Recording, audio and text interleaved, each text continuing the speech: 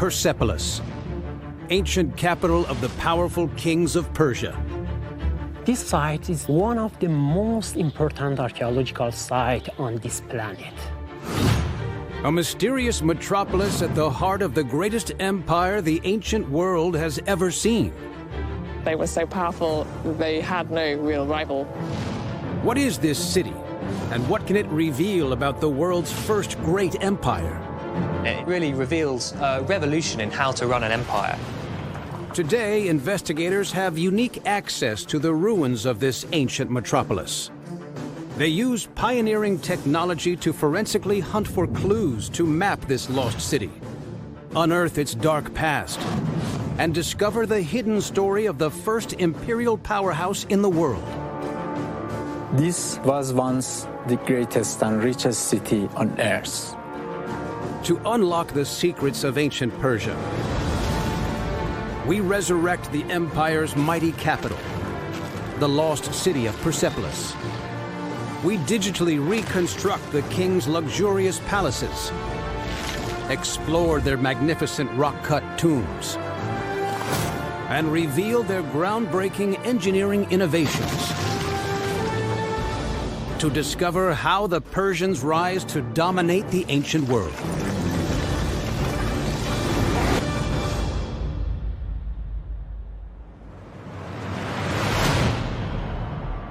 Persepolis, located in the plains of southern Iran. It is a colossal stone city encircled by the Zagros Mountains, built in the 6th century BC. Today, this vast city lies in ruins and is wrapped in mystery. Now, our cameras have unique access to follow investigators at Persepolis as they explore this once mighty ancient capital. It's truly a marvel of the ancient world. There's no other site like this.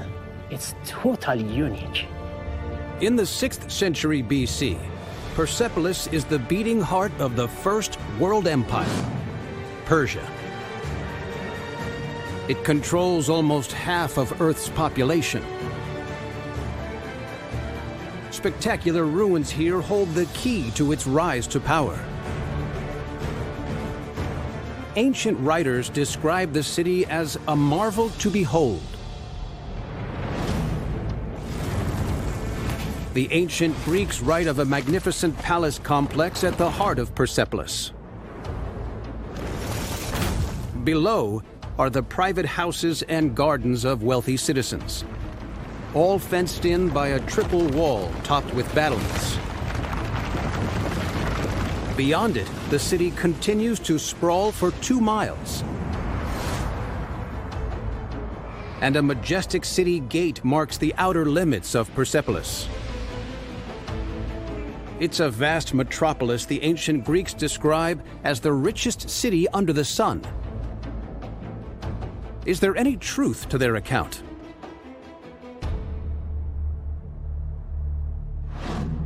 Archaeologist Kourosh Mohammadhani is an expert in geophysics. He's on a mission to find traces of the lost city. The Greek writers describe a large city, bigger than the Thrace ruin. The ruins of Persepolis stand on a massive artificial terrace carved into a mountain. It's the size of 6 modern city blocks and surrounded with tall masonry walls. At the entrance, a 55-foot-tall gate leads to an extravagant complex of splendid palaces, courtyards, and vast, magnificent halls. It is the jewel in Persia's crown. But the Greeks describe a much grander city. Where's the rest of it?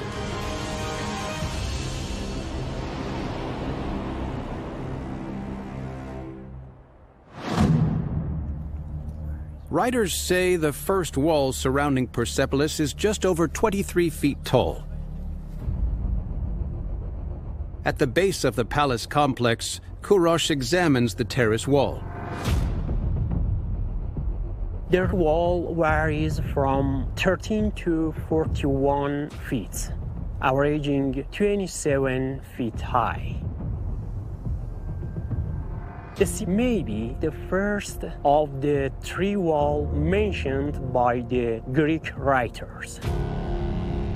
If this is the first wall, where are the other two and the gate?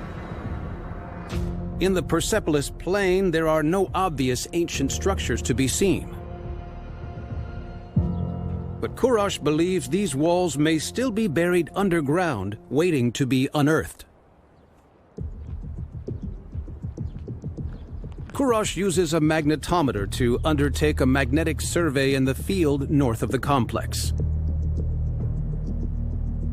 His results reveal an incredible structure hidden just a few feet beneath the Earth's surface. There are a number of animals here. Clearly, this man-made structure here, and it's huge.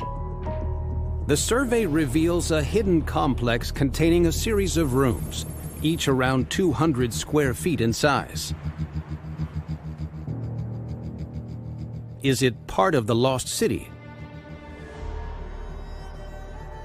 Kurash compares his magnetic survey to plans of the Royal Terrace. Its layout and its orientation lines up with the building on the terrace complex. It strongly suggests the site is the heart of the lost city. This newly discovered set of buildings is also for the Persian royalty. We have a lower part of the city, and on the terrace, we have the upper part.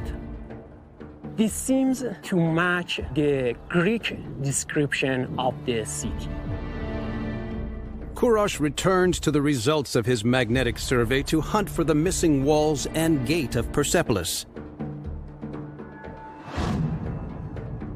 He makes an intriguing find. There are more animals here. I can see two lines running parallel in east-west orientations. These are two massive walls. The newly discovered double wall and palaces suggest the royal quarter of Persepolis is much larger than experts previously thought.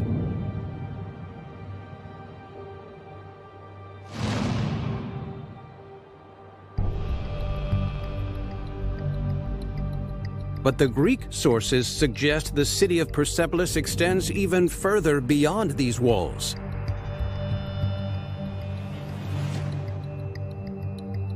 Kurash searches for telltale signs of ancient buildings. 2 miles from the royal quarter, he spots an unusual feature on the landscape. Strangely, there is a number of mounds here. Kurash examines the results of another magnetic survey. It reveals the ghostly outline of a massive structure buried beneath the surface. We found a large structure here. It's incredible.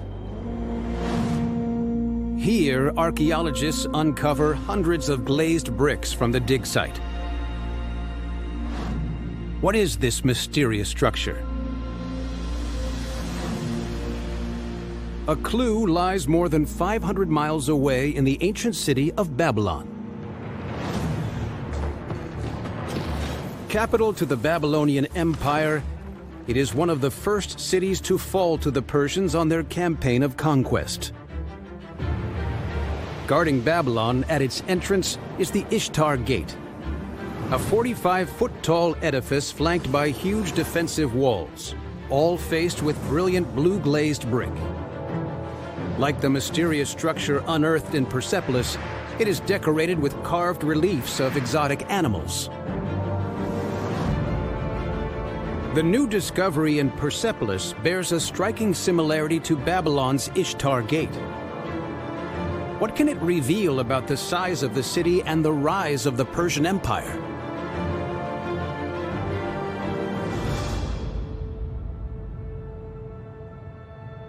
In 539 BC, the Persian king Cyrus the Great conquers Babylon. This victory adds over 200,000 square miles of territory to his empire, and one of the most advanced cities of ancient times. To commemorate his victory, Cyrus builds a replica of Babylon's Ishtar Gate on the edge of what will become Persepolis. Kurosh believes it may mark the boundaries of a new city and be the start of the grand entrance to Persepolis. It's incredible. This structure is the gate of the lost city. Kurosh's finds match many of the Greek tales of a huge walled city. Incredibly, their accounts are rooted in reality. The Greeks also claim that the legendary metropolis is full of treasure and unimaginable riches. Does this lost city truly hold the wealth of the Persian Empire? Clues carved into the walls of Persepolis may provide the answer.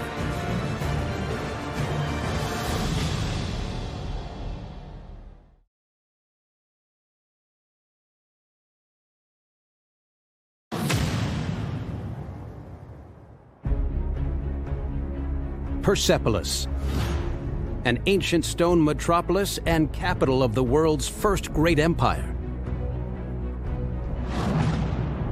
Today, only a small fraction of the city remains. But many clues of its past glory are embedded in the fabric of the architecture. The Apadana Palace is one of the first buildings constructed at Persepolis. On its monumental staircase, exquisite reliefs show scenes of people arriving at the city, and a royal declaration written in several languages. What can these clues reveal about the palace and the Persian Empire? Working in Persepolis, it's fantastic. It is one of the most important archaeological sites in the world. Archaeologist Ali Asadi investigates the inscription on the staircase. Ali believes it is a vital clue to how the Persian kings rule over their vast empire.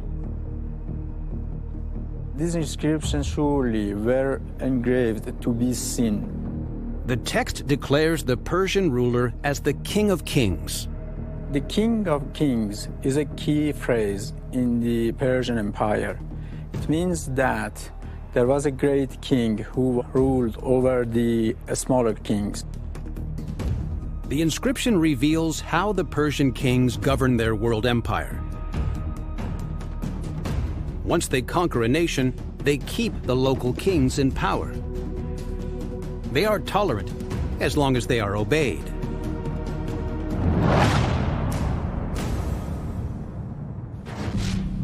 How vast are the territories under Persia's control? Ali examines the frieze on the Great Staircase. These are procession of different subject nations of Persian Empire who brought their gifts for the great kings. The frieze shows the individual nations that make up the Persian Empire. Here are the Greeks. They brought bowls, some textiles, and colored wools. Here are the Egyptians. They are identified by their long robes. The Persians capture much more than Babylon. Ali discovers that Egypt, the cradle of ancient culture and independent for most of its history, is now part of this mighty new empire. Incredibly, it also incorporates some Greek city-states. The territories don't stop there. The long procession depicts many more peoples. The relief is remarkably detailed, helping Ali identify who everyone is. There are many other nations here: Armenians, Medians, Assyrians, Nubians. This vast scene reveals the expanse of the Persian Empire. It spreads from Eastern Europe to the Indus River, from the Sahara Desert to the western edge of the Himalayas. In total, the wall displays 23 nations, covering an astonishing 2.1 million square miles. The relief reveals the local rulers are bringing gifts here to Persepolis. It's proof of the size and power of the Persian Empire, and it explains the city's legendary wealth. Who is the ruler of this enormous empire? Ali follows the frieze to track down the emperor. He arrives at a depiction of a larger-than-life figure. All of the gifts from the subject nations were given to the great king, who was Darius the Great. A successor to Cyrus the Great, Darius I rules the mighty Persian Empire from 550 BC, during its golden age. These are some of the most important and finest gifts from their respective regions. They were the best and most luxurious objects from each nation. The wealth of Persepolis the Greeks describe can be seen in these stone reliefs. Darius, the King of Kings, grows richer and richer as his territories pay tribute each year. He uses this wealth to build the first palaces at Persepolis. But the Persians are traditionally a nomadic people. And just a few hundred years earlier, they had little knowledge of monumental architecture.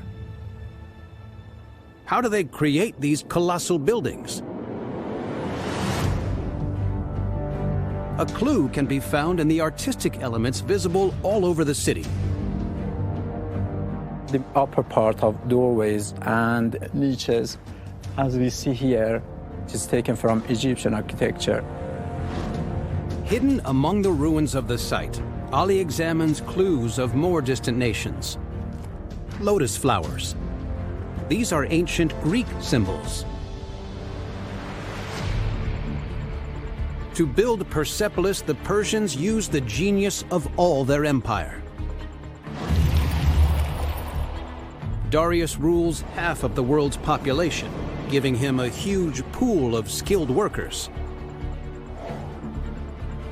For Persepolis' buildings, he uses Babylonian brickmakers. They bake the bricks in fire kilns to strengthen them. Greek and Egyptian stonemasons carve the palace columns and bas reliefs that decorate his palaces. And goldsmiths from Anatolia fashion exquisite golden ornaments for his banquets.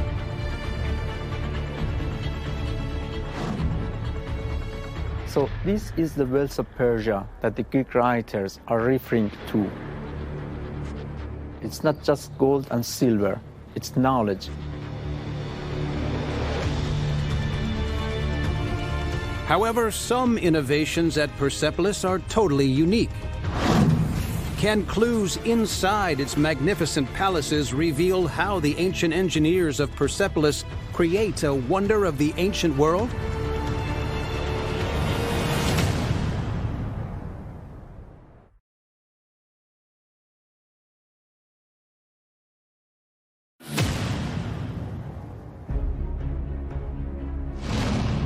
Persepolis, the Persian Empire's ceremonial capital. Created from the conquered wealth and assimilated knowledge of its vast territories.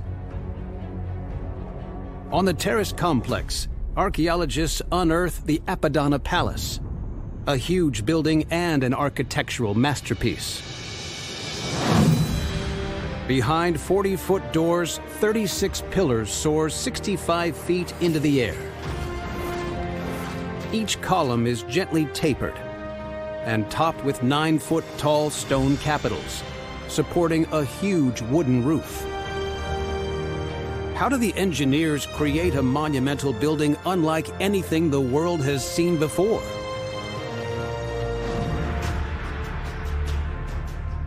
Ali Asadi investigates the base of the columns of the Apadana Palace. The base has a circumference of 71 inches. He measures the distance between the pillars. The pillars are far from each other. Each one is spaced 256 inches apart. A distance of 21 feet separates each column. The wide spaces between each pillar make Persepolis unique.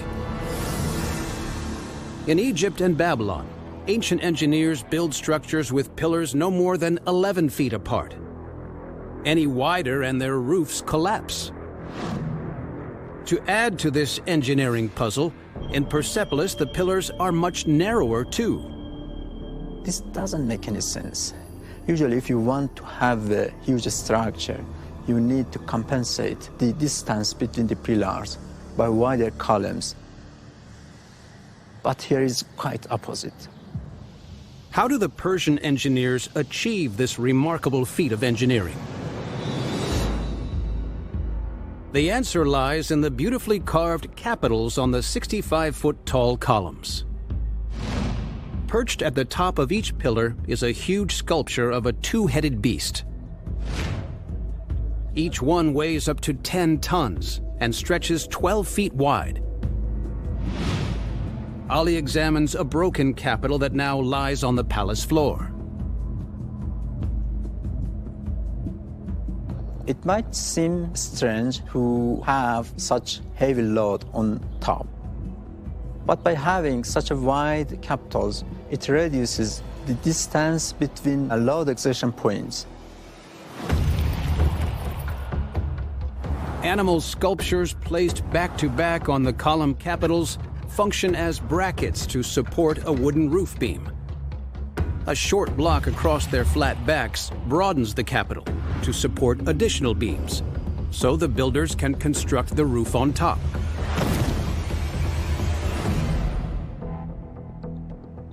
These capitals are not just some beautiful elements. They are key structural components. The Apadana Palace is a true feat of engineering. How do the ancient architects create its groundbreaking design?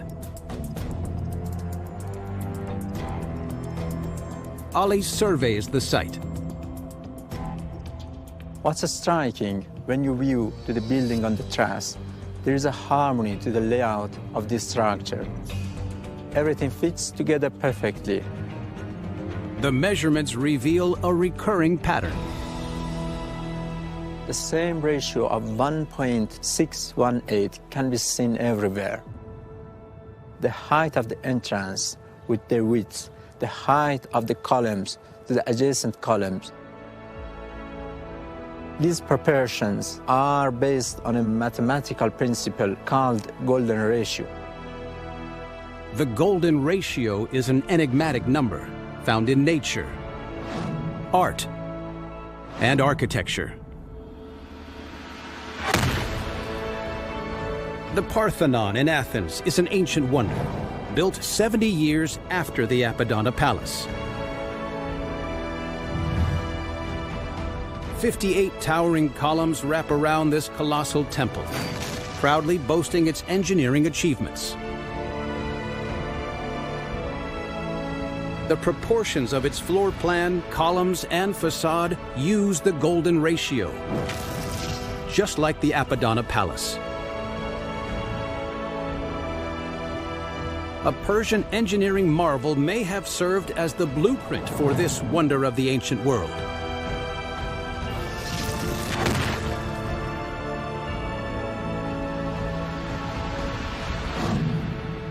What's incredible is that we can see these mathematical principles here before Greek mathematicians begin studying its properties. The design of the Apadana Palace is truly groundbreaking for its time. The Persians incorporate precise proportions into its plan to create an imposing building, the likes of which have never been seen before.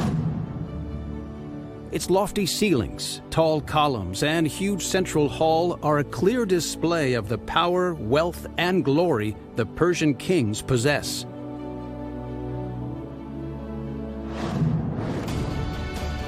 The Apadana Palace is a structural masterpiece built using some of the most advanced technologies the world has ever seen.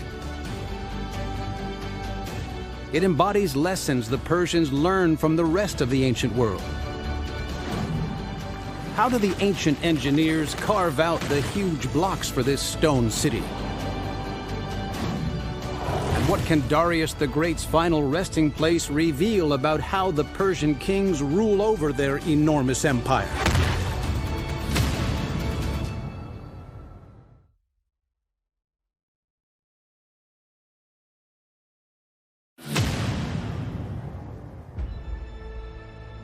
The lost city of Persepolis is a marvel of the ancient world.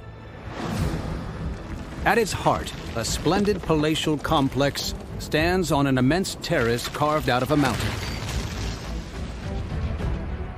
Its walls constructed from huge stone blocks, each one 5 feet wide and weighing up to 30 tons, stacked together with surgical precision.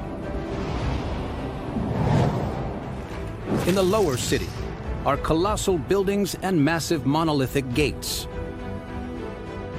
How do the ancient engineers construct this architectural marvel out of stone and create a permanent symbol of power for the Persian Empire?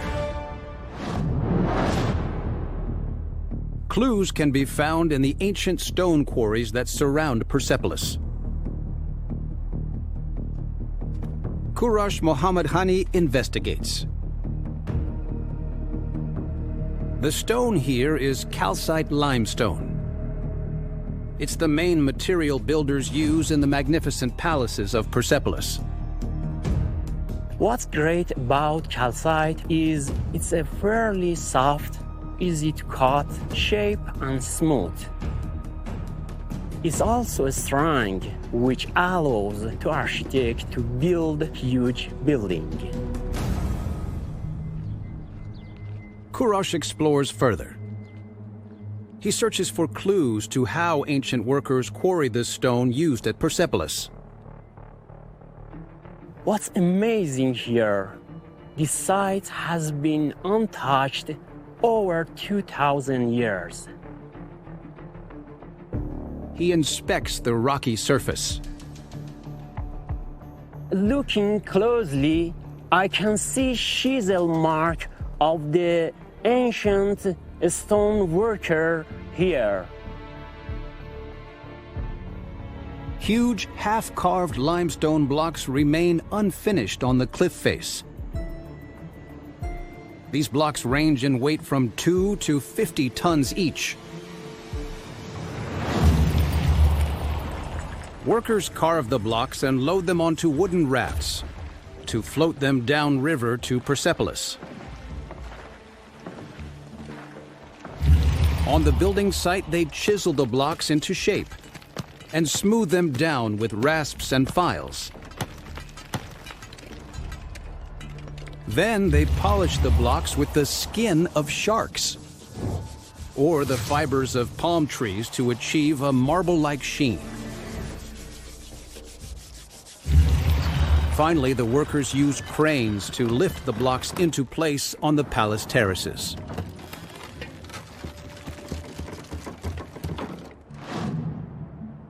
The city's stone quarries reveal some of the rarest and most advanced engineering techniques in the ancient world.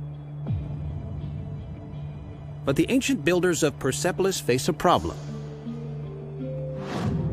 Persia sits on a major fault line between the African, Arabian, and Eurasian plates. This makes it prone to earthquakes. How do the engineers ensure the huge stone buildings of Persepolis don't collapse when hit by a seismic shockwave? A clue can be found 25 miles from Persepolis at the tomb of the city's founder, Cyrus the Great. Built at the same time as Persepolis, Cyrus's tomb stands on a pyramidal base made up of huge limestone blocks. Incredibly, experts believe it is the earliest evidence of an earthquake-resistant structure. If a building is rigid and firmly set in the ground, it absorbs the shock wave energy from earthquakes, causing it to collapse. Cyrus builds his tomb over a bed of small flat stones and a base of 3 smooth-cut stone layers with no mortar in between, so that in an earthquake, the upper layers can slide over the lower ones, dissipating the shockwave energy and protecting the tomb. At Persepolis, the engineers go further to ensure its buildings are structurally sound.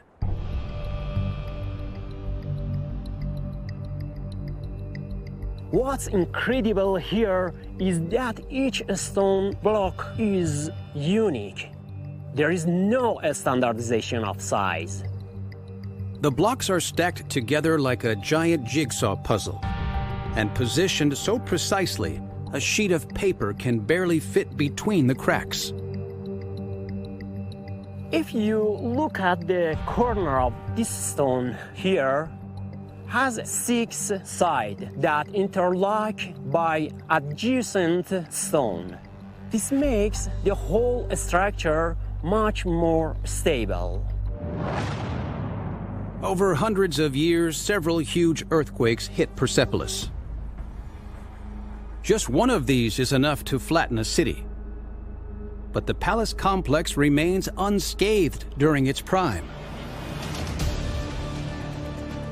All down to the ingenuity of the builders of this lost city.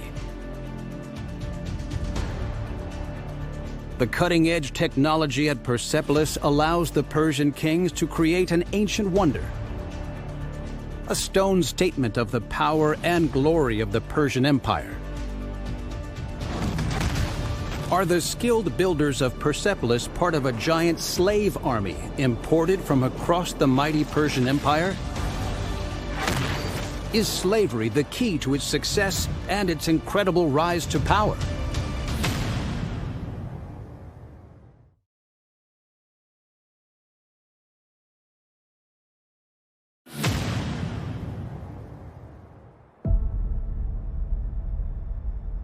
Persepolis, capital of the mighty Persian Empire and a marvel of ancient engineering.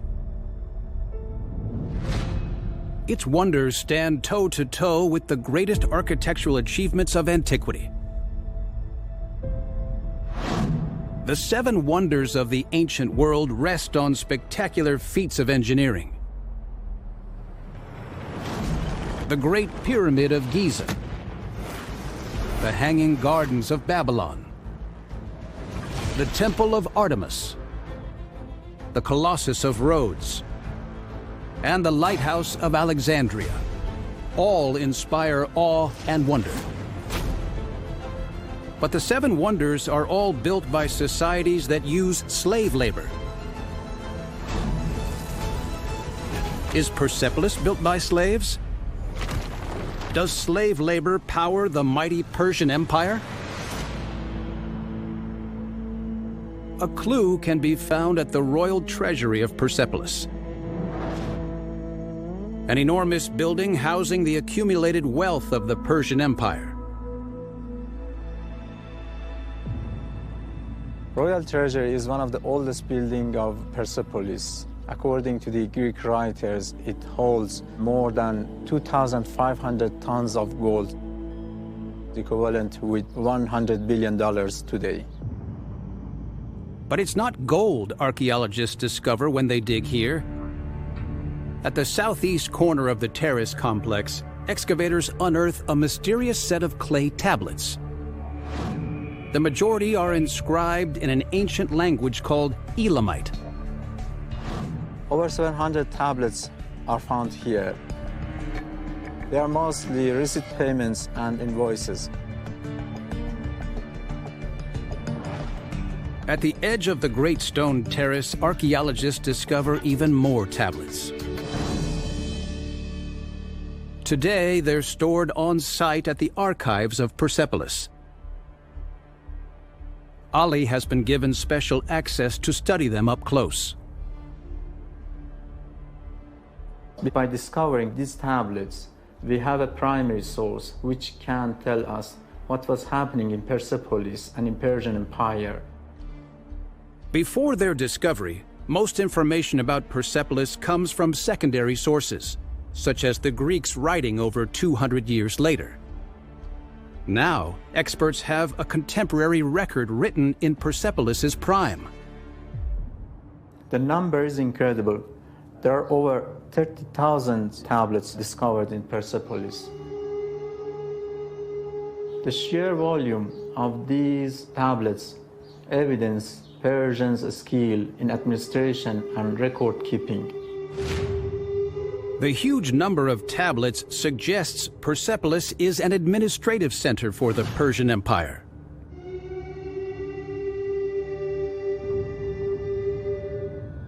The number of languages written here show us that Persepolis was a highly sophisticated and multicultural society. But there's a problem. The tablets have been smashed into hundreds of thousands of fragments.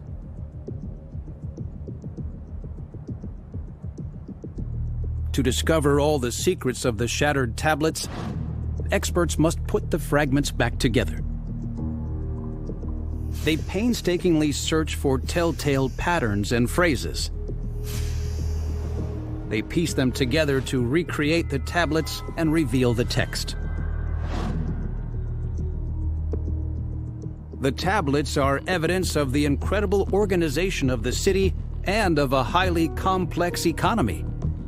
It details taxes, property rights, rations for animals even, as well as nationalities, skills, and payment to the workers.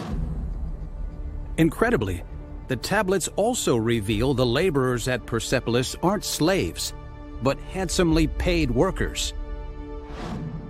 What's incredible about these documents, they show that workers were paid in silver. It must be one of the most prestigious construction work in the ancient time. The tablets reveal Persepolis is at the epicenter of an economic revolution. Hundreds of scribes document every financial transaction. They write one receipt for the state and one for the worker. They pay workers of all social ranks in wine, sheep, and grain, and in later years, silver coins. They pay men and women equally, and mothers get paid maternity leave, rights only introduced in the Western world in the last century. This shows Persepolis is a very forward-thinking, advanced community, way ahead of its time. The tablets reveal the key to the Persian Empire's success lies in its administrative skills. In Persepolis, the Persians build a huge bureaucracy to help the emperor manage his massive empire. How does Darius ensure the loyalty of his subjects and keep his vast territories under control? Hidden clues at his final resting place may reveal answers. And discoveries unearthed at Persepolis provide evidence of the Persian Empire's legendary army.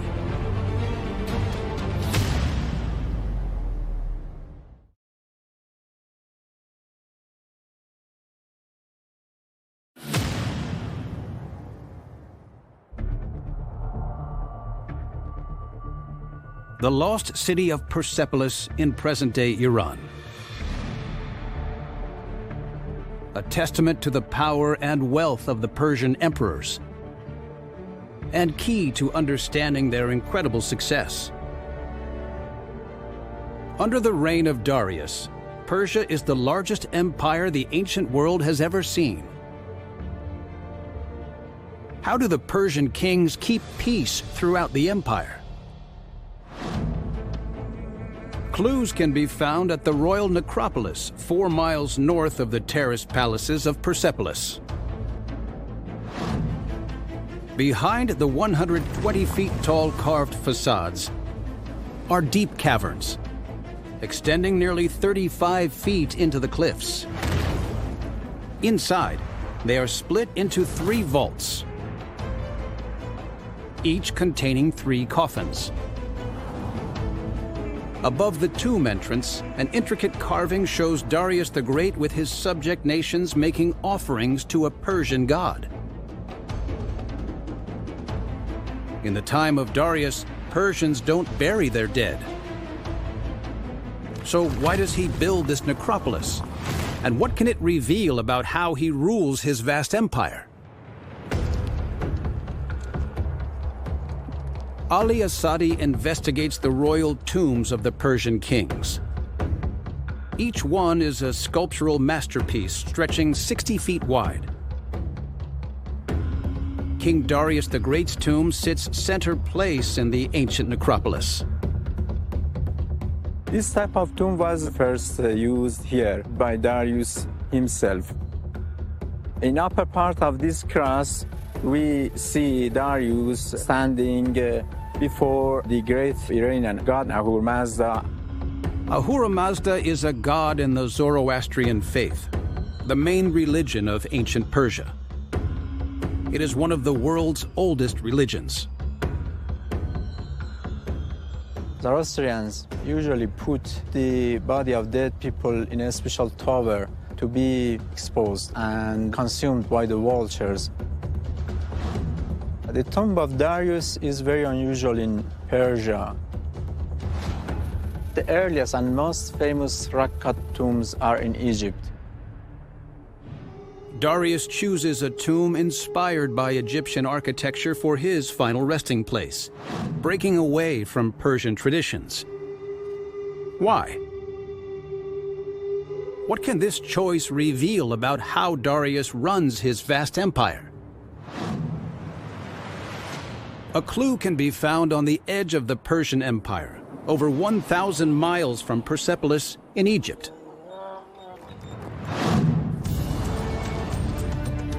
Buried beneath the desert sands of Saqqara lies the Serapeum, a huge mausoleum built for a mysterious ancient Egyptian cult.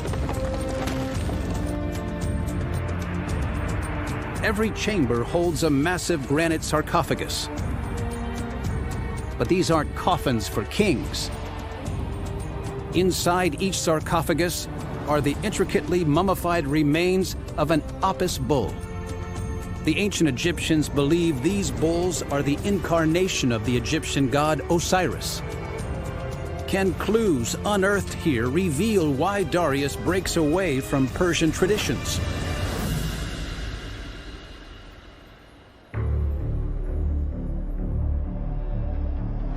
Mohammed Youssef is an archaeologist at the Egyptian Antiquities Ministry. He investigates this strange ancient cult site. Inside the Serapeum, we have at least 24 sarcophagus. Each sacred bull burial is commissioned by a ruling pharaoh. How does the Serapeum inspire Darius's strange break from Persian tradition? Persia rules Egypt between the 6th and 4th centuries BC. Muhammad searches for cult bulls buried during this period. According to the plan of the Serapeum, it's all put in the chronological order, from the beginning to the end.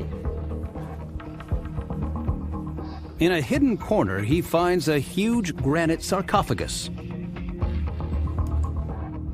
We have a line of hieroglyphics here. It is very rough. You see, it's very weak. The faint markings reveal the name of the Persian king that buries this bull. Oh, here it is. The cartouche of Cambyses. Cambyses II is the son and successor to Cyrus the Great and the conqueror of Egypt. This is a hieroglyphic line, and this is the name which Egyptians gave for him, Misuti Ra. This is evidence that Cambyses respects the cult and buries a bull here.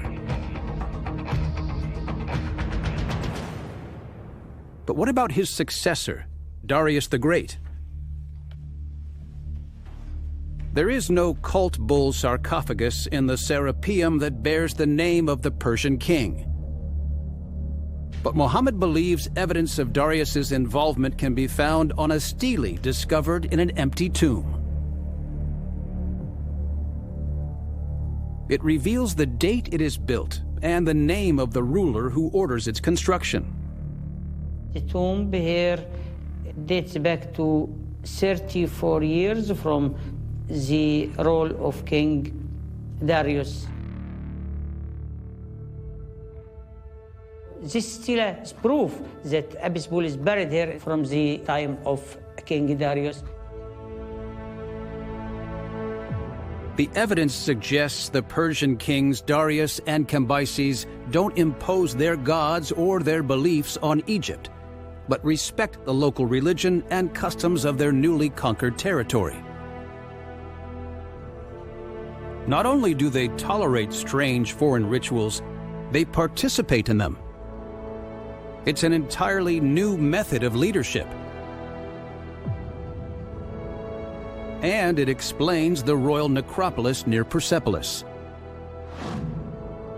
Darius's tomb symbolizes the Persian king's willingness to embrace new religion and funerary rites.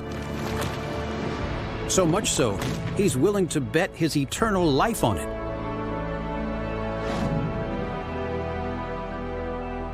Is this the key to how the Persian kings keep peace throughout the empire?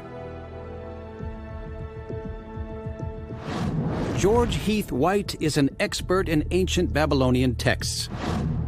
He believes a clue to the Persian king's approach to religious tolerance and imperial control can be found on an ancient clay cylinder. The cylinder was discovered in the ruins of Babylon and dates to the 6th century BC. Its surface is covered with 45 lines of text that describe the Persian conquest of the city. Even though the text is broken, enough of it survives that we can recreate the message of the text. The damaged cylinder is written in the extinct language of Babylon. Using a piece of soft clay, George begins recreating the ancient text.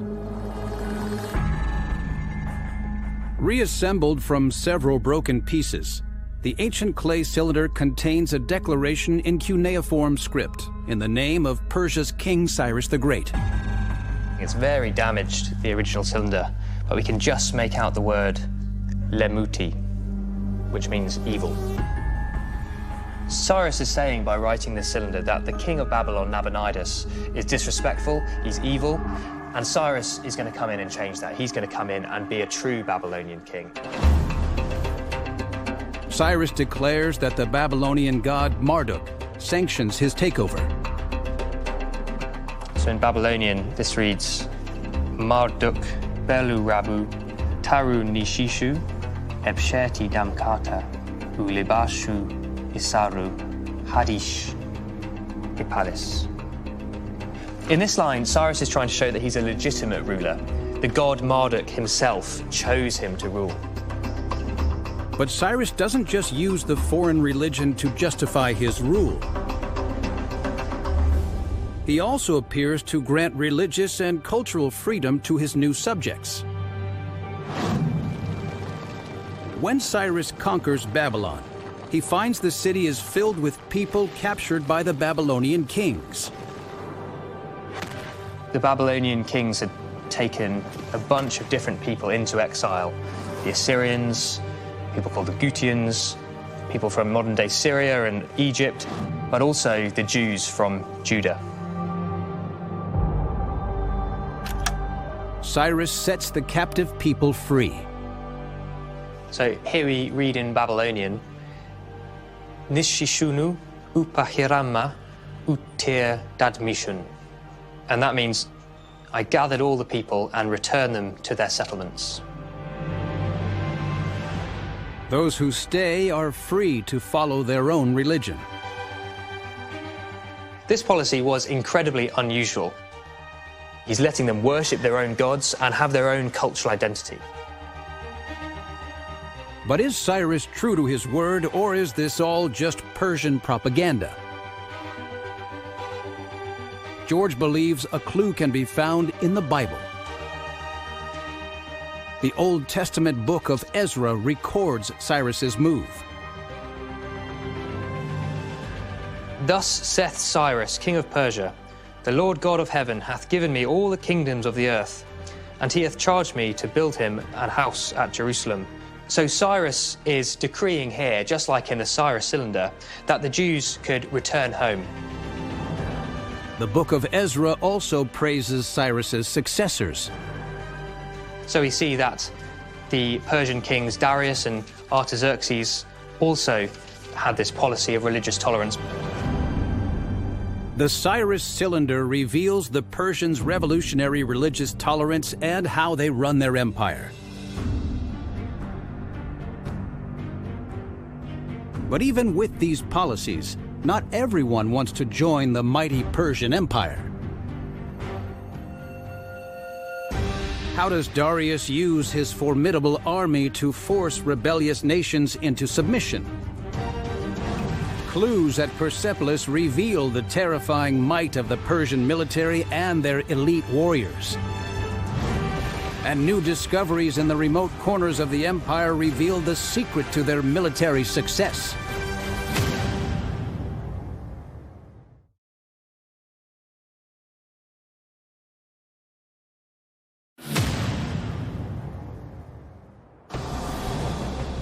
In the 6th century BC, the Persian kings build Persepolis. It is the richest city in the world and capital to an enormous empire. But just 200 years earlier, they control only a small territory.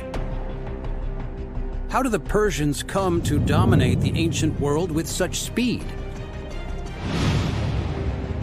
In Persepolis, archaeologists unearth a mysterious building that could explain this incredible rise to power. It's an extraordinary ancient megastructure. In Persia's Golden Age, this is the largest building in Persepolis after the Apadana Palace, the Throne Hall. Inside it, precisely 100 columns rise up to create a space the size of an aircraft hangar. Here, the Persian king shows off his most fearsome tool, his army. There is room for 5,000 soldiers, only a tiny fraction of the Persian army, which, according to legend, numbers 1 million men. How do they conquer the world? Sophie Downs hunts for clues in Sardis, in modern-day Turkey. Over 1,500 miles away from Persepolis, this ancient capital city is one of the first to fall to the Persians. It expanded their empire to the west, towards its furthest western reach. Sophie investigates the fall of the city. She examines a section of the site, a massive trench 20 feet deep. In the courtyard of this house, the body of an old man was found. He was a civilian, so this suggests that it wasn't just the soldiers that died in the sack, but many civilians as well. Analysis of the mutilated bones reveals lethal wounds all over the body. He is only one of many victims of the attack. The evidence reveals the ferocity of the Persian assault. But Sophie thinks there's more to the story. She wants to find out what happens to Sardis after the Persian victory. There are numerous burn marks across the city, which suggests that it was pretty comprehensively burnt to the ground. The city's fortification wall, made of mud brick, is reduced to a melted and vitrified mass. It is evidence of the intensity of the fire that devours Sardis. The archaeological evidence suggests that it may have been more brutal than we thought. Sardis becomes a Persian city. The fall of this powerful capital shocks the ancient world. the Persian army gains a fierce reputation and forces many neighboring nations to submit. How do the Persians become such remarkable warriors? Once more, the answer lies in Persepolis. Ali examines an intriguing carving on the northern entrance to the palace. These soldiers are part of the Persian national army with their lances. Here we see the daggers. They were very well trained and strong. As he looks close up, Ali finds imagery of the army all around Persepolis. Among them, Persia's most infamous brigade. These are elites of the Persian army, immortals. They were very well skilled because they were the bodyguards of the most important person in the empire, the king of the kings. The images reveal that the Persian army is divided into specialist forces. Ali believes this is crucial to their success. In battle, the soldiers follow a strategy that weakens the enemy until complete surrender. The Persian archers start off the attack. They hide behind a shield wall and shoot 100,000 arrows per minute to decimate the enemy. Then comes the notorious Persian cavalry. They harass the enemy with hit-and-run attacks, shooting arrows and throwing spears. And finally, Persia's elite infantry, the Immortals. They are the most feared fighters. In their tight formation, fallen soldiers are replaced immediately, making it seem like they are impossible to kill. With this elite army, the Persians create one of the biggest empires the world has ever seen. But with an empire so large, how quickly can the king strike back if there's trouble far from his base in Persepolis? Clues unearthed in the far-flung corners of the empire may provide the answer. And at Persepolis, new investigations reveal a mysterious labyrinth of tunnels hidden beneath the lost city.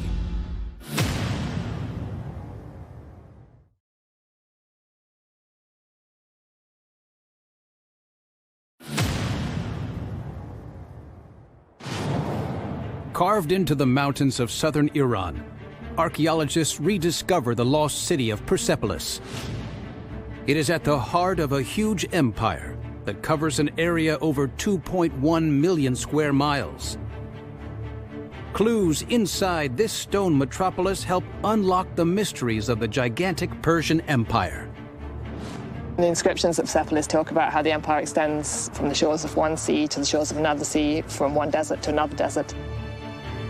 How do the Persians rule such an enormous expanse of land?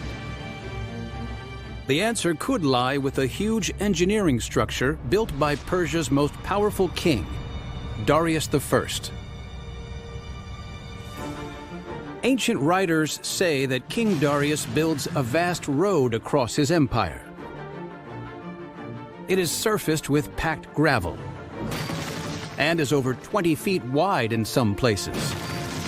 It's called the Royal Road, an ancient superhighway, the first of its kind in the world. Alongside it, Darius builds way stations, stopping points where people can rest.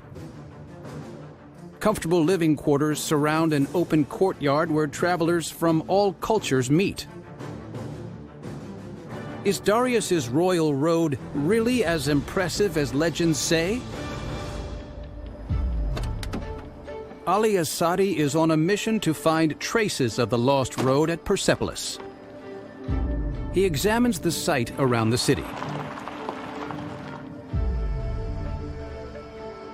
In this small valley, there are some remains of a cut mountain.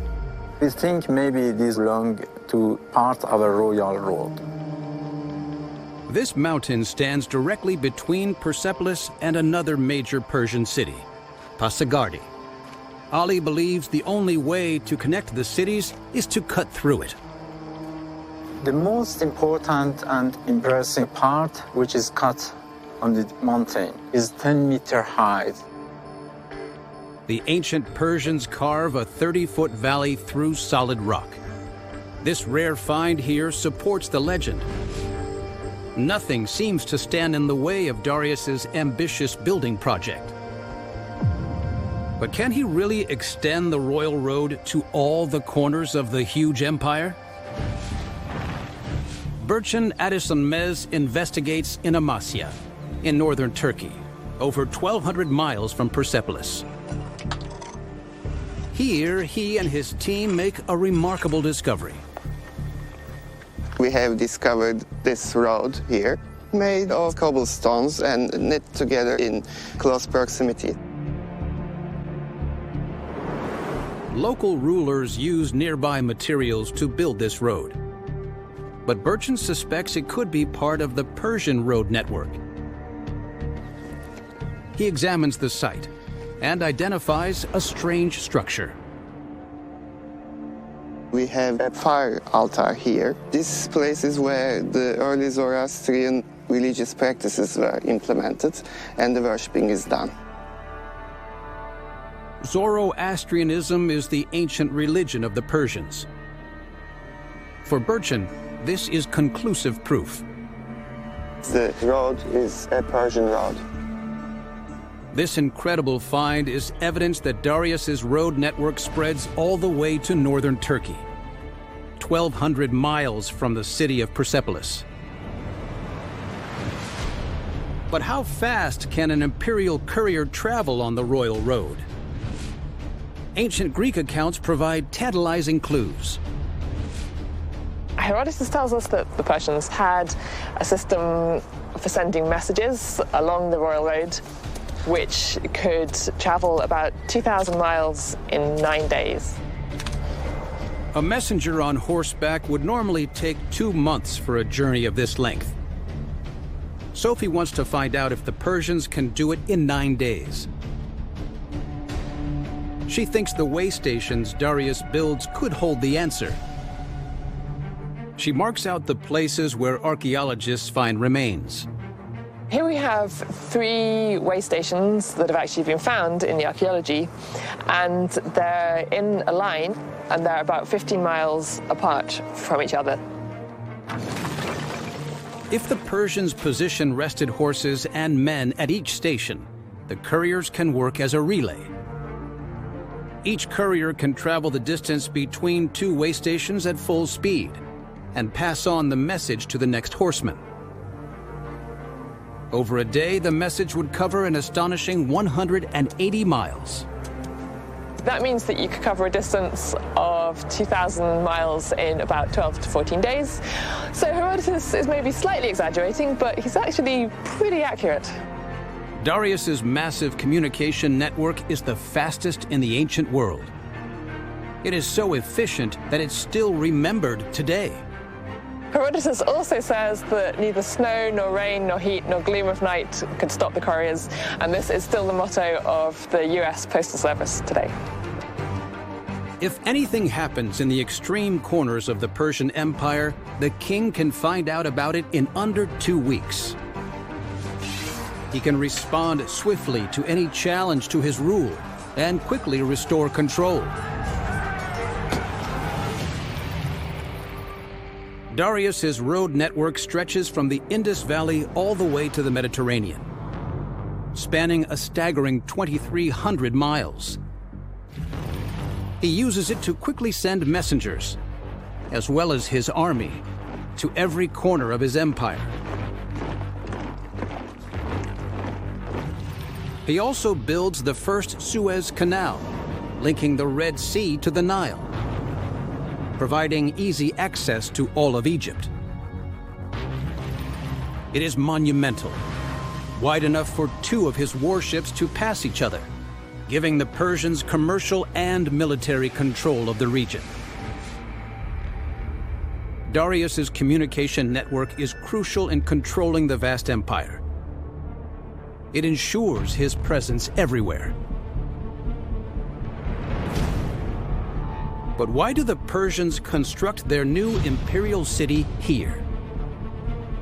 Leaders usually build new cities in strategic locations. Why do they build Persepolis seemingly in the middle of nowhere on a desert mountain?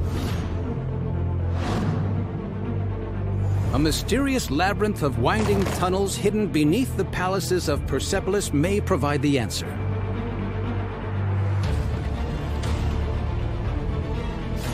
And what can hidden treasure in his vast palace reveal about how King Darius controls his massive empire?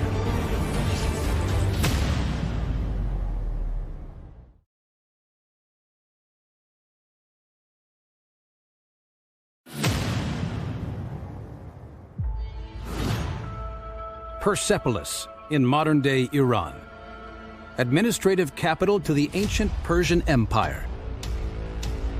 But it's built in a brutal, arid landscape, halfway up a mountain. Why do the Persians choose to build their glorious capital here? A clue lies buried beneath the palace complex. A web of tunnels spreads 2 miles under the terrace. In one of them, archaeologists discover over a dozen skeletons, possible victims of a bloody conflict, unceremoniously dumped here, over 2 centuries after Persepolis is built. But this tunnel system is too large to be a tomb. Deep shafts connect the tunnels to the surface at strategic locations. What is this network hidden under the royal palaces? Can they help explain why the Persians carved their capital into the rocks? Ali Asadi investigates.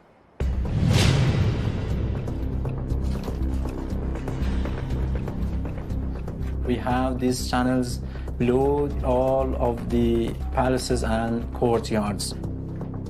The tunnels are a remarkable feat of ancient engineering, as high as 20 feet in places.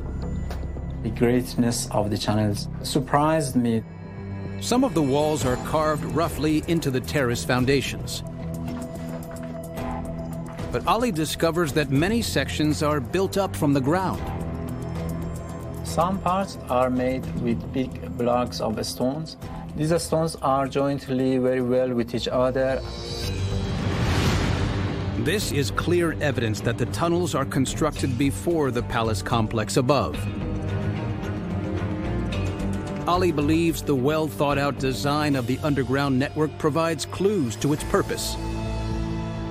There are some small vertical shafts in the key areas on the terrace, and there are a gentle gradient inside of the tunnels.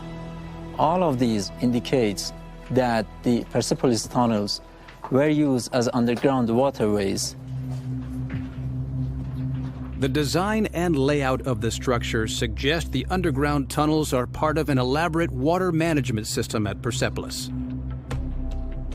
The tunnel system of Persepolis is designed to catch and drain the wastewater. This is one of the most advanced water technologies in the ancient world. The water tunnels could help explain why the Persians build their new city here. A good source of water must be nearby. Where is it? Persepolis is built at the feet of the Zagros mountain range. Ali investigates the rocky surface of the slope. These mountains are from limestones, a fine power stone which water could penetrate inside. Rainwater seeps into the porous stone of the mountain and comes out in springs that flow across the slope. These springs may be one of the factors or choose this place for making the Persepolis terrace.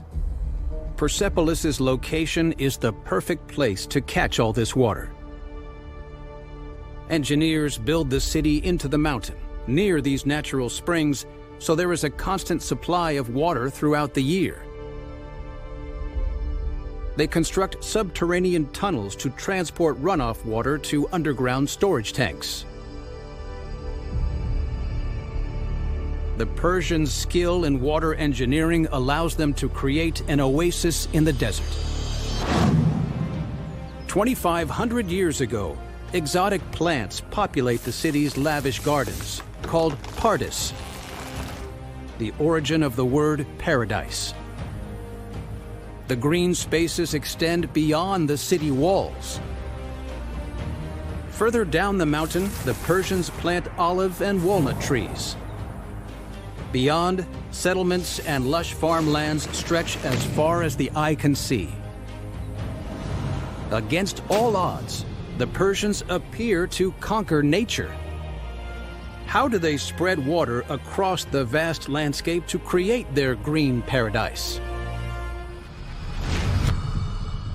Ali heads to Pasargadae, 25 miles north of Persepolis, to investigate. This is the first Persian capital, built a few generations earlier. We think that all of the area inside of Pasargadae and the landscape of this area are very green, quite different with today. At the ancient site, Ali examines an intriguing set of limestone channels.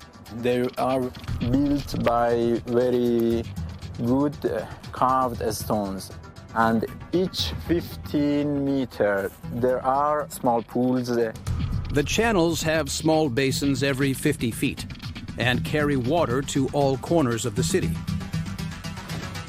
The same infrastructure is used in Persepolis, but on a much larger scale. New geophysical surveys unveil a series of canals designed to funnel water from the mountains to the Persian capital. Some of them are over 12 miles long. Near the ruins of Persepolis, traces of lines crisscross the landscape. These are the remnants of a huge irrigation network across the plains. The Persians develop an ingenious system, harnessing the power of gravity to transport water across vast distances. The Persian king Darius builds a city that defies nature. It stands in the middle of a mountainous desert, but is as verdant as a savanna. Visitors to Persepolis behold a triumph over nature, a symbol of power more potent than the city's ramparts. We can imagine that for a foreigner who expected to see a dry country, it was really astonishing and amazing when they saw green land everywhere. King Darius wants to constantly remind the world of the might of his empire and his overarching power. What can hidden treasure in his vast palace reveal about King Darius's mighty propaganda machine? And can new discoveries unearthed at Persepolis provide clues to the downfall of the world's first great empire?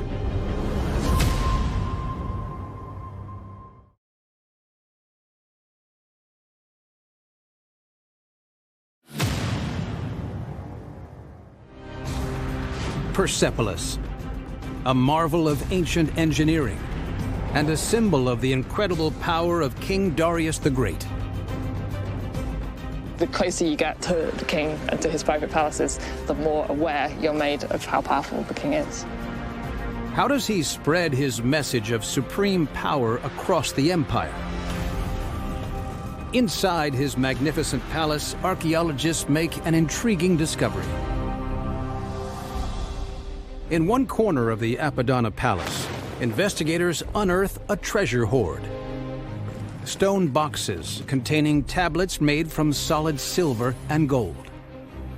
They are inscribed with Darius's name and tell of the scale of his great empire. Beneath them, more treasure. Gold coins stamped with a lion and a bull. The insignia of Lydia, a kingdom within the Persian Empire. They are some of the first coins ever created. How does Darius use this invention to control his vast empire?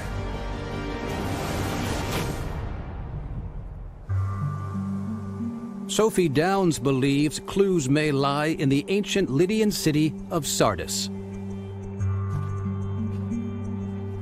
On the edge of the city, Sophie finds traces of ancient gold working. What you can see here is a burn level. So this seems to be a furnace which was used to refine the gold. Here in Sardis, the Lydian people develop an invention that revolutionizes the world. The Lydians were the first to introduce coinage, and they would have made it from the metal that they refined right here. The Persians conquer Lydia and adopt their revolutionary coinage. Lydian gold coins are used in Persepolis and throughout the empire. Soon, the Persians mint coins of their own. These are made out of pure gold. They're called darics. These were minted for the first time under King Darius. The image on them on the front is of the king as an archer, and he's running forwards across the coin. So very energetically attacking the world through his coinage. Darius stamps military imagery on his royal gold coin. Sophie believes this decision is clever politics. These were used to pay the mercenaries in his army. Having an image of Darius on the coin creates a direct connection between the soldiers and Darius.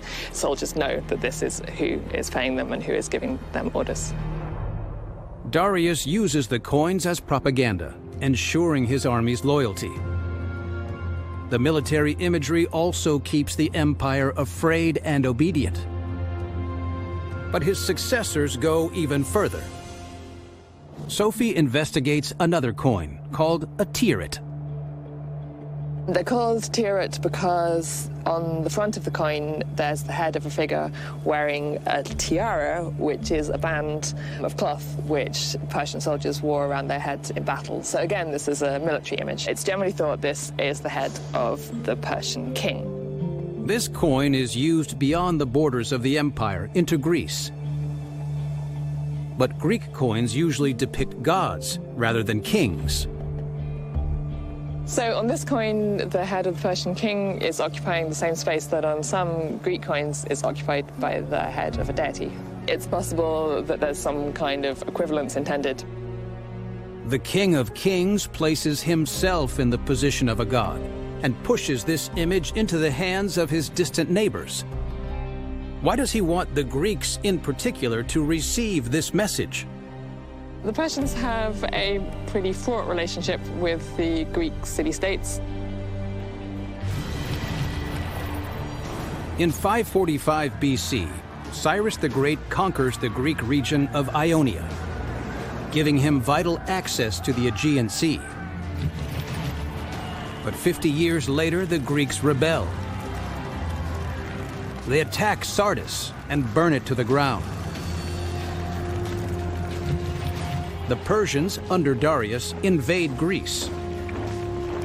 After a 13-year struggle, they take Athens and raze it in revenge. But within days, the Greeks trounce the Persian fleet in the nearby Straits of Salamis, marking a turning point in the decades-long war. The Greek city-states are Persia's greatest enemy. So the Persian kings use coinage to show them their extraordinary reach and power. What consequences does this enduring rivalry have for Persepolis? New discoveries unearthed beneath the lost city may help explain the fall of the greatest empire of the ancient world.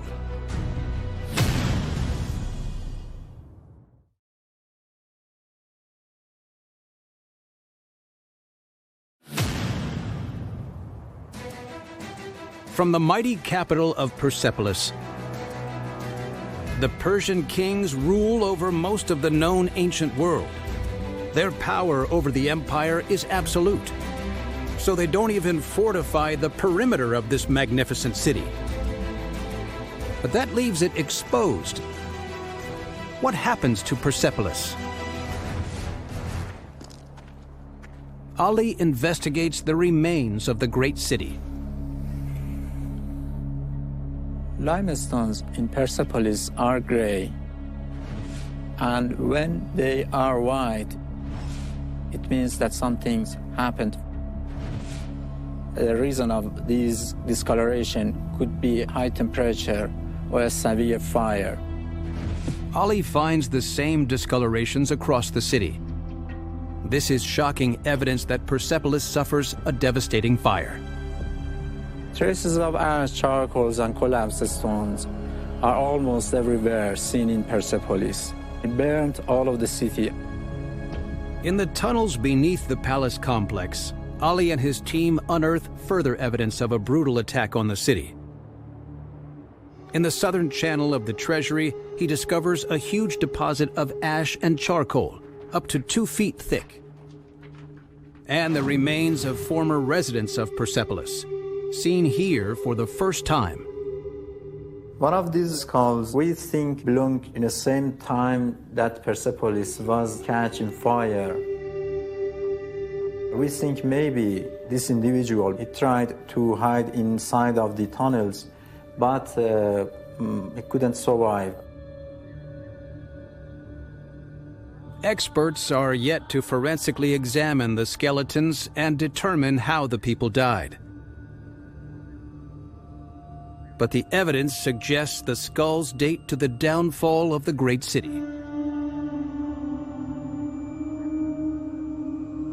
According to the stratigraphy of excavation, we think it was immediately or shortly after attack to Persepolis. Persepolis, the once mighty and untouchable city, is attacked. The Persians fail to defend their capital, and it is burned to the ground. Who leads this audacious assault? It is Alexander the Great, the mighty Greek king who topples the magnificent Persian capital. In the 4th century BC, Alexander rampages across the Persian Empire. Starting out from Macedonia, he conquers Anatolia, Egypt, and Mesopotamia, all the while heading to Persepolis. He uses Darius's royal road to march his vast army across the desert and attacks the great city. Persepolis falls in only a few days. Alexander burns it to the ground as payback for the Persians' burning of Athens. The Persian Empire that rules over most of the known world for over 200 years is incorporated into Alexander the Great's new imperial powerhouse. But Alexander follows in the steps of the astounding achievements of the ancient Persians. Alexander is only able to achieve his very brief empire because he's taking over the Persian Empire. This whole idea of creating empire on such a large scale does go back really to Persians. The Persians conquer most of the known ancient world, ruling over 23 nations across 2 million square miles. They absorb their wealth and knowledge to create their mighty capital, Persepolis.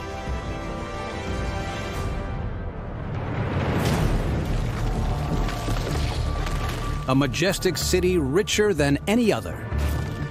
Its magnificent palaces stand toe-to-toe with the wonders of the ancient world.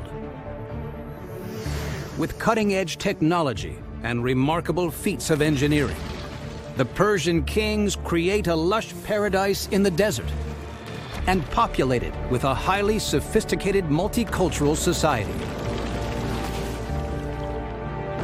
leaving behind a legacy of how to rule the ancient world.